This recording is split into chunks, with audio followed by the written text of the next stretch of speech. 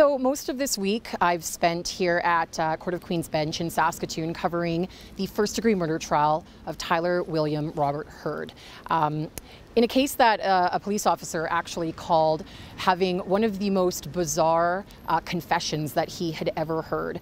Over the last 4 days, we've heard testimony and arguments from lawyers about how Tyler Hurd should be found either guilty of first-degree or second-degree murder. The confession videos that we watched included Hurd telling police about how he killed 55-year-old Cynthia Crampton in her basement suite in Saskatoon Stonebridge neighborhood in June of last year. He detailed how he hit Crampton over the head with a hammer several times and attempted to strangle her. So there really, at this point, there is no doubt that Hurd killed Crampton. He's admitted it, his lawyer has admitted it.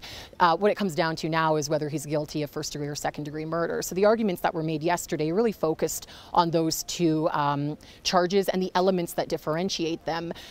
We've heard that first-degree murder does require planning and deliberation. The Crown argues that that is present in this case, that Tyler Hurd talked about killing Cynthia Crampton days before he did it, that he wrote it down on a deck board that was found at Crampton's home, that he talked about how he was going to kill her in the bathroom because it would be easier to clean up.